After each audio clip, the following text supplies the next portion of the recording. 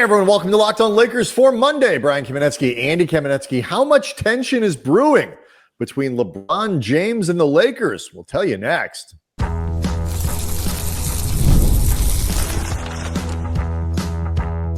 You are Locked On Lakers, your daily Los Angeles Lakers podcast, part of the Locked On Podcast Network, your team every day. Thanks to everybody for making Locked On Lakers your first listen of every day, Monday through Friday, no matter how, where you get your podcasts. This one's always going to be free. It's never going to be behind a paywall. And Locked On Lakers on YouTube is where over 35,000 subscribers, that's a lot of subscribers, are all hanging out. They're talking to us. They're leaving questions. They're leaving comments. They're talking to each other. And many of them, Andy, are talking about whether or not the Lakers and LeBron James, there's a little bit of tension brewing between those two parties. A lot of reporting on that over the last couple days, which we'll get to here in a moment. Do want to let people know first, though, that today's episode is brought to you by FanDuel. Right now, new customers can get $150 in bonus bets when your first $5 bet wins. So, we'll get a little bit, hopefully, to Summer League as well. The performances of the Lakers that matter, whether you're talking Bronny James or Dalton Connect, Andy. But this was a weekend dominated by Lakers and LeBron talk. And, LeBron turning down sideline interviews and sending out, there's rewriting reports that have been out there before about what we thought about new ownership. It's madness, Andy. I say madness. Well, the reference you're talking about with Summer League, Bronny was in Vegas to take in, LeBron was in Vegas to take in Bronny's performance, watch the Summer League. He was reportedly talking with some members of the Lakers, whether you're talking about Dalton Connect or assistant coach Greg St. Jean. There were people from the Lakers he was speaking with, but there are these reports of growing tension between LeBron and the Lakers. When asked if he wanted to talk about his situation with the Lakers, LeBron's exact quote was, "I ain't got nothing to talk about," which, look, it could mean there's nothing to talk about because things are fine. It could mean there's nothing to talk about because at the moment I've got nothing good to say and nothing good is going to come from me speaking. Could also mean I ain't got nothing to talk about because I'm not going to tell you all what I plan to do in the near future anyway. I'm going to keep you guessing. It's not a definitive statement in any way, but what it is open-ended enough to both keep the conversation alive and maintain some plausible deniability, which LeBron has always been very good at doing. You referenced a report that came out from Ramona Shelburne and Brian Windhorst, ESPN, the different things that LeBron is reportedly upset about with the Lakers right now, which range from a perception that they are not willing to try their hardest to be competitive this season with LeBron to generally feeling like LeBron is not as valued with the organization as he has been in previous seasons, which I think, if we're being honest, is actually the truth. Well, that is the truth. Here's the thing. Even if he is as valued as he was in previous seasons, he's not the most valued anymore. Well, that by definition would mean he's valued less. My point. Like you can keep the same level of value. And I when you start to aggregate some of the reporting together and put, hear and see what people are saying and how it's being perceived, I do, think the Lakers, whether they have over-indexed to Luka, I think it's hard to say because I don't think it's possible to over-index to Luka. Like you need to do everything that is necessary to maintain that relationship. I think it is possible that some of the normal star maintenance, whether you're talking about, just so the normal courtesies and all that kind of stuff that come with it, like they've overlooked some things with LeBron. I don't know. I think some of it is also just like is eye rolling stuff. Like for example, and this is not brand new, but Ramona and Wendy reporting that LeBron, at the very least, sort of was like, okay, now like they've been begging for a center for a long time, he and AD, and 3 days after they acquire Luka Dončić or whatever, they go out and make a huge trade to try to get one. It's like, and first of all, I mean, there's some big context missing, which is we traded our center to get Luka. Therefore, we actually needed a. Well, it's important to point this out just because because I hear this not just from this reporting, but a lot of people who cover the Lakers, like the idea that LeBron and AD had wanted that center for years. Then finally, all of a sudden for Luka, they all go out and get one. It's like they had an all-NBA center. Right. It was Anthony Davis. He just doesn't like the job. He didn't want to play center. And our everydayers know I have zero patience for this. I little stuff like that where from his POV, I don't know, I mean, I'm not like taken up for him here, but like from his POV, it's like this is something we've wanted, we've wanted whatever for a long time, and it wasn't done. And great, now it is, and so little stuff like that. And it also seems like based on both the reports from Windy and Momo, but also hearing Jovan Buha talk about this, others covering the situation, I think also a bit of just common sense or things that have really truly changed. It seems like the idea that not only did LeBron not get his standard 1+1 contract, it was not even offered by the Lakers nor broached, and it was pretty clear it wasn't coming. Yeah, I think that's pretty clear at this point. I think that's the single biggest factor in what is widely being reported as a growing rift between LeBron and the Lakers. And I would agree. I think that is the biggest thing, because ultimately LeBron wants the most, both security and control, and that gives him the most. Not, becoming a free agent this offseason offers different forms of control, different things he can do, ways he can leverage it that might make it easier for him to be traded or easier for him to sign somewhere else. It signals to the rest of the NBA that, okay, you know what? Summer of 2026, there's a really good chance LeBron James is available. Like really good. And I think that's ultimately where we're going here. But, you still have more leverage with the opt-in, because you could always send the signal to people that, we'll be around, set the decks, get it clear, but we have this card that we can play. I think it's, that part of it, of not offering him that 1-and-1 is, it's the thing that ultimately probably pushes him, out the door. But at the same time, the question of what they're doing around the team, which is ultimately, I think, the biggest question, like how are the Lakers trying to improve? And it's also, I think, the source of all of the spin, whether you're talking about Luka, from him saying, obviously staying in close contact with the Lakers and making it very clear, hey, I like playing with LeBron. Like it's a little bit of a version of what Giannis did with Dame Lillard in Milwaukee. Like I didn't tell him to do this. So like if I go, like don't blame me for that, your horrible cap situation, because I didn't make you do this. With Luka, it's not as extreme as that, but it's, hey, whatever tension is developing between you and LeBron, you, the Lakers, and LeBron. Not me. I love playing with LeBron. Happy to do it. So, I think Luka. And so it's clear, just, I don't think this is, there's always, I guess, an element of CYA just because these things are public and opinions get formed, news cycles, all of that stuff.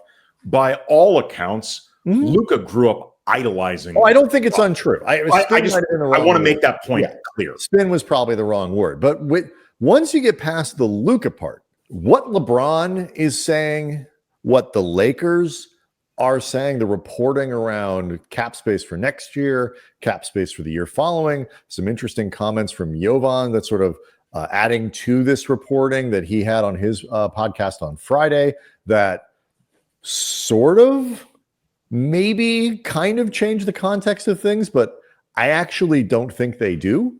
But all of that stuff is really where the kind of the rubber meets the road here when you're talking about LeBron and the Lakers, and that's where we'll go next.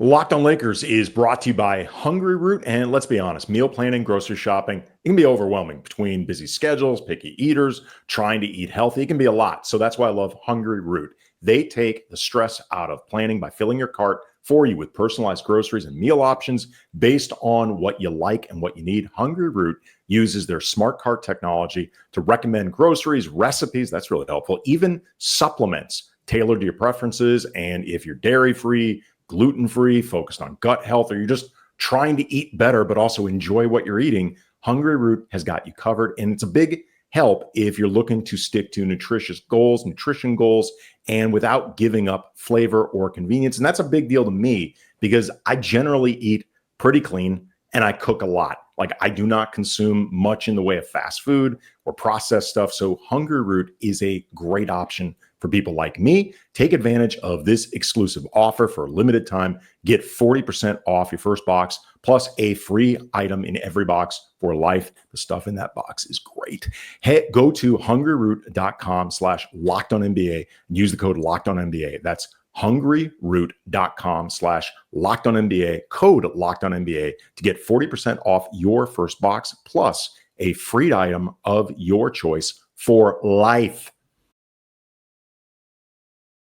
Okay, so let's talk about this, because at the heart of what we're debating here, because actually, you know what? Let's set this up.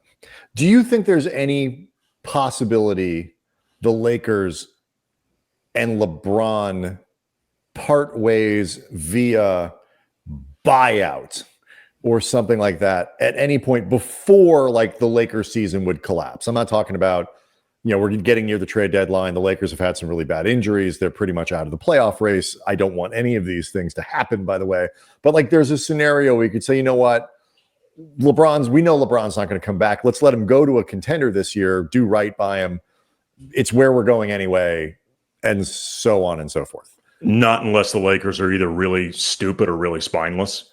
I mean, that would just be an incredibly dumb and pointless move by the Lakers. Yes, at a time when LeBron, in all honesty, I think there's another reason that he is out of sorts, perhaps. This is, I would argue, the first time in his NBA career where he really has no leverage with his team, except for the leverage that the team allows him to have, because there's not really much LeBron can do. Mm-hmm. So, I mean, we can get into how that affects a potential trade request, which I think if he actually made, the Lakers would try to make happen, just like last year. Yes. When Golden State put out feelers, they ran it past LeBron. Like, I think they would do right by him in that sense. But what I don't think they're going to do is do right by LeBron at their own expense. I would agree. Nor should they. Particularly at a time when they actually have a future to plan for with LeBron. I mean, with Luka. Like, the Lakers gain nothing from eating 45 to 50 mil in a buyout with LeBron, other than, I guess, goodwill or good optics that I think would be both short-lived and overrated in a lot of ways. 100%. Like, created in their own minds. Like, it's not a thing. It would be insane, in all honesty. So, I mean, that leaves a possibility of a trade this year, which, again, we'll see how the season goes. Things happen, whatever. Is it possible? Do I see a scenario where that's possible? Sure. I think it's unlikely. I think more likely. Really, it is more likely the Lakers are just, the Lakers and LeBron play out this season, and at the end of it, either they try to come up with some sort of sign and trade scenario, whatever it might be, but like LeBron moves on to another team that has prepped and laid the groundwork and all that kind of stuff, and the bidding war ensues. Lakers aren't part of it. They move on, and that's it. And I think that's still the most likely scenario. If a trade thing does come up, I think Rich Paul and his group will work very hard to have as much of that done by the time the request becomes public, because what they don't want is a trade request for LeBron where and then like they put it out there and nobody's willing to make an offer because that's kind of embarrassing. So we'll see. But all of that is, I think, way down the road. The question, though, that it's like it can be easy to get caught up in the messenger. Like, what are the Lakers doing this year? Are they willing to, like, how far are they willing to go to try to make the team good? As you mentioned in the previous segment, what have they been able to do to make it? Who's sort of spinning a story one way? I think the Lakers are absolutely spinning a story another way to cover Rob covering himself. We've talked about this before. Going I don't into the agree with summer. that interpretation. I think the 2027 planning has come much more, if I had to guess, from the LeBron side. Let's talk about, like, so everybody understands the basic reporting is that the Lakers really want a clean sheet, whether going into next year, certainly going into 2027. The two big free agents that could be available by then are Giannis and Jokic, both theoretically become available again in the summer of 2027. So that is what we're talking about when we talk about 2027. It's those it's two. the nickname Project 2027 by a lot of people. And that's, I mean, will be other names and other free agents and other stars and that are disgruntled and whatever, that are currently gruntled but will become disgruntled. But currently, it is currently code for what if Jokic is available? What if Giannis is available? Jovan, let's read these quotes because I thought this was fascinating. Jovan on his podcast elaborated a little bit on what the Lakers are doing and this idea of Project 2027. There are a few things, so just bear with me while I read it. If the Lakers are going to punt on the next 2 years of Luka's prime, I think that would be a giant mistake. I think Luka would think that's a giant mistake, and I don't think the Lakers are going to do that. Interesting. In talking to more people about this, there's no grand 2027 like we're going to keep our cap sheet completely clean. We're not going to acquire any potential difference makers or make any aggressive moves. I think that calculus from the Lakers side is more, we would like to keep that cap flexibility and we're going to prioritize 1 or 2 year deals as we build next season's roster or the following season's roster, but there are exceptions. Jovan continues. And if the right player becomes available on the trade market or in free agency, it's a player that fits around the potential core, around Luka, around Austin Reeves, around that potential second superstar once LeBron leaves or retires, then they will add that player to the core. Your reaction, A.D. Kamenetsky? This is very similar to what I said the first time we ever talked about the reports of 2027. I was very skeptical about that being the plan because it felt conveniently stupid. As someone who would never want to, I guess, downplay this front office's ability to be totally unimaginative and like linear, straightforward tunnel vision with their plans that involve star effery. This plan felt conveniently stupid. And also, we never heard when you say stupid how? Because I think that matters. Because it's just such a myopic, impractical, unimaginative, unforced way of just sitting on 2 prime years of your star. And the Lakers have never done it before with a star in hand. They've done it before hoping that stars would just join them for whatever reason, but they've never done it before when they actually had a star. But the other reason too that I was skeptical of it is we never heard anything about 2027 specifically until Rich Paul released this statement about LeBron and hinted. No, we had heard about 2026, but never 2027. And 2026, you and I had even had discussions about that on previous shows, like the potential merits of if you don't like your options this offseason, could it make more sense to prioritize 2026 when they could have a ton of flexibility with all the contracts coming off their books? I'm not looking to rehash that debate. The point being, we had heard about 2026. 2026 had a certain logic to it, even if you don't agree. 2027 is just insane. Like, that's just dumb. And it felt conveniently dumb, which is why I've never fully bought into it. Like, I could understand the idea of prioritizing shorter contracts because you believe if, say, Giannis was to get traded, that the Bucks, because they'd be doing a full reset, would want shorter contracts because it would be easier to just start over. I can believe that, and there's a certain logic to it. But the idea that they would just be making no commitments for 2 years with their star at 26 is just so insanely stupid.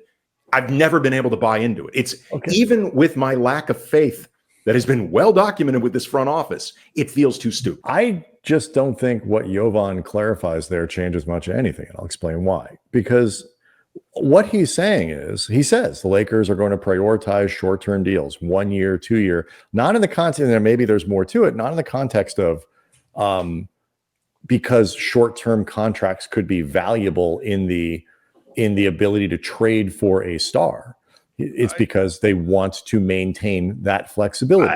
If you listen to the entire pod, I did, but I listened to a show. But but anyway, but the other part of it is what he's really saying there, at least in the quotes we read. If there's more that we should have read, but then what he's really saying is if a star comes along, we have access to make an aggressive move to get a player that we think is the number two, a real number two to play with Luka. Okay. I think everybody assumes that they would do that they wouldn't. Right. The assumption was never that they would pass up the opportunity to get another star because somehow they just don't feel like they're allowed to do it before 2027 or the summer of 2026. I don't think anybody assumed that. The question isn't, are they willing to go trade for a star? Are they willing to push in and use their stuff for a star? It's, are they willing to do things for people who aren't stars? Sure. Okay. For 2 years, 3 years, where you have guys that are significant to building a truly competitive team. Right. Are you willing, but they're not stars. Are you willing to bring those guys in and have those players? Now, to your point before, points we've made throughout the summer, I don't know what they've said no to. Well, let's hang on to this and talk about it coming up next, because I think that's also a big piece of why I think a lot of the 2027 hysteria. And it's also a big piece of why I think Rob is spinning. So let's do it next. Locked on Lakers is brought to you by FanDuel. Summer sports are in full swing, whether you're talking about baseball under the lights, golf on the greens, high-stakes soccer action. FanDuel is the best way to make every game even more exciting. You're already following the action, so why not make it a little more thrilling? With FanDuel, you can get in on the game while your friends are getting sunburned on the beach. Hell, you can get sunburned on the beach while you're even getting in the game, because FanDuel is mobile. It's also easy to use, fast to pay out, and makes even regular season games feel like must-watch events while getting sunburned. Whether you are placing a same-game parlay or watching a bet ride into the ninth inning, FanDuel makes it seem like you are part of that action. If you're new to FanDuel, great time. New customers can bet just $5 and you get $150 in bonus bets if your first bet wins. So pick something really obvious.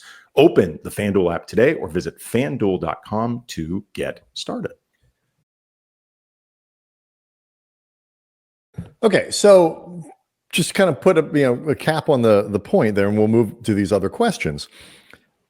I don't think anybody ever questioned whether or not the Lakers would go get another star if a star made themselves available. But what we haven't seen necessarily is a willingness or talk of willingness for that second and third, the middle layers of a roster that, as we've seen over the course of, especially the playoffs that just ended, are incredibly important. The Nickeil Alexander-Walker level guys who, when you have 2 or 3 of those that fill out your roster and make your stars better and give you the depth to compete, those are the players. Sure. That I think, for me at least, is the big question. Are you willing to trade 2 or 3 of your expiring contracts, knowing that the player you're going to bring back is yours for 3 years? He's on a 3-year deal, and he's going to potentially eat into all that flexibility that you're trying to preserve. Like a Mikal Bridges, for example. I don't know his exact contract situation, right? but I mean, maybe somewhere, yeah, like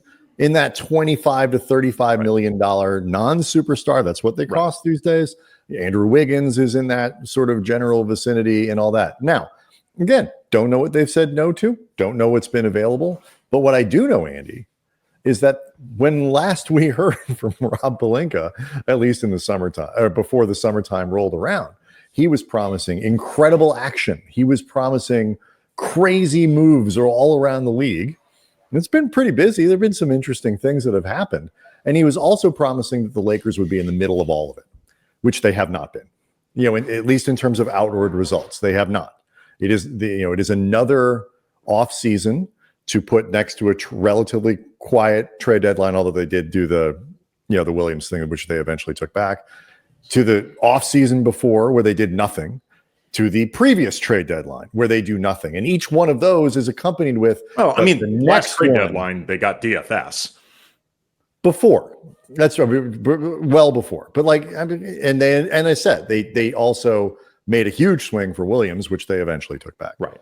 I'm just saying two trade deadlines ago, they basically got Rui and the big deal with Russ moving in D'Lo. And I thought that was 3 at this point. But my point being, it's been about every other year they've done something around the trade deadline, not to cape up for them. I'm just trying to keep a linear timeline of things that have action versus inaction. You're right. And they undid the Russ trade, but there's always been the promise from Rob of wait till the next one. Like the next one's when we didn't do anything in this one because we're gonna be there. And again, I don't know what they've sat out on, but what it really says is nobody wants our stuff. Like I've done a really bad job building this roster in terms of having things that would allow us to go get more stuff. So rather than say that, because that's not a fun thing for Rob to say, you can send out these messages like, no, we've got a plan. We're going to have this flexibility. We're building around Luka. We're doing this. But at the same time, if a great player comes, I think this is the Lakers working to have it both ways, because what it essentially is they can't really do much because they don't have much to trade. And I see a lot of this as spin from Rob, who's always promising the next time we're going to be super active. This is, I guess, I'll be honest, I think a lot of this just sounds like normal stuff you hear about front offices doing all the time. It's very similar to what we're hearing about the Clippers. I don't think it's that unusual. The big difference to me is that Rob, for the first time heading into this offseason, made no promises about the next time. Next time was supposed to be this time. So you have to evaluate along those. I'm saying we were told this was going to be a very right, but I'm saying that was for the Lakers. That was the big difference, and that was one of the things that I was at that press conference and immediately jumped out to me. It was the first time that Rob was pretty unequivocal about we are going to get in on some action.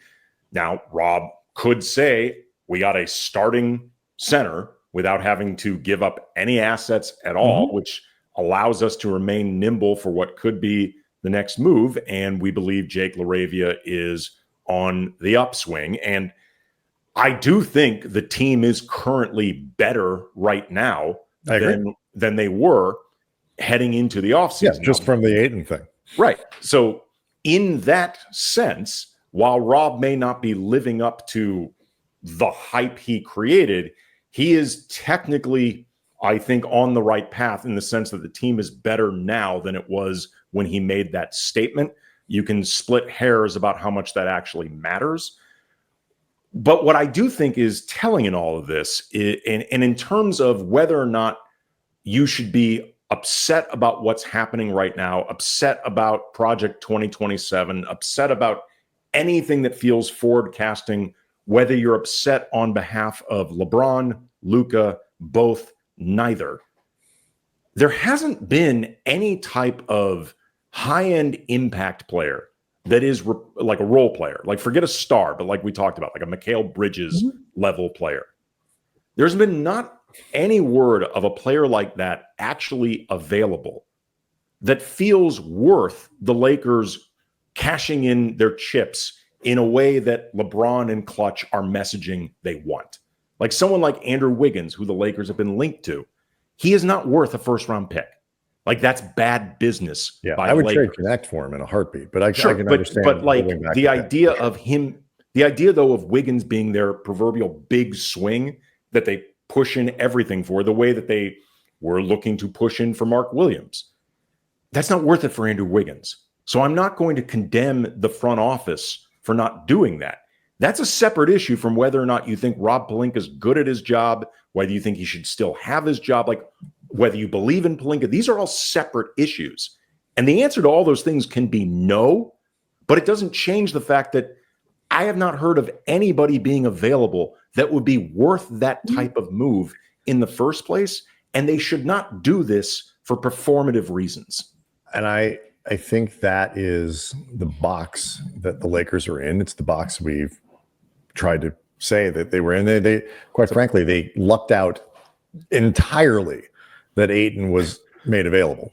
I mean, I think they probably knew, but there are many. That was luck created from Luka being available, which was also luck. And frankly, a lot of Rob's biggest achievements in one way or another are kind of related to luck, although I guess luck benefits all these guys in some ways. Well, according to Nico, the good luck, the good fortune favors the bold. Mm-hmm. Those who trade their superstar for what might say undervalued and lean into that 1.8% chance of getting the number one pick, fortune favors them. Yeah. It's just the Lakers, I think, have been and we're always going to be limited. The question is just whether or not, what really is their approach. I think we'll learn over the course of time, like, what did they pass up? We'll see, for example, if Miami, for example, reduces the price to, maybe that pick is, it's traded, but like the protections on it are so heavy that you're essentially trading a second or something like that. So maybe you lose a little bit of flexibility and you trade Rui and Connect for somebody like Andrew Wiggins. Like, if that price drops and then it becomes a little more clear that it's really the contract that they don't want and not the player, okay, we'll start to see that. But I haven't seen any evidence that the Lakers feel like they can be creative in how they go about constructing a team around Luka. And this notion of we're, focus on 1 year, 2 years to maintain our flexibility, unless a superstar falls into our lap to pair next to Luka. I will believe that it is. I don't see that's any different than anything that's already been out there for the Project 2026 or the Project 2027 plan. It's just, to me, it says the same thing. Well, I don't agree, but we'll know if we start seeing guys of that caliber who could help now, the Mikal Bridges of the world, if they start moving and the Lakers sit that out entirely. That's when I think you'll actually know. I mean, again, I will never fault anybody for saying that they fear this front office has no imagination and they are obsessed with star effery, because there's been a lot of evidence for that. But that doesn't mean that they're sitting out things right now or that they wouldn't do that sort of. I think they're being made, in some ways they're sitting out, in some ways they're being made to sit out because they don't have enough capital to compete. And that is part of it. And that, again, and we'll wrap here. We can carry this conversation into tomorrow. Because there's that question too about LeBron's feelings on all this and how justified is he in the first place? Because I think LeBron may have more misgivings that could be legitimate about the past than he really can have right now.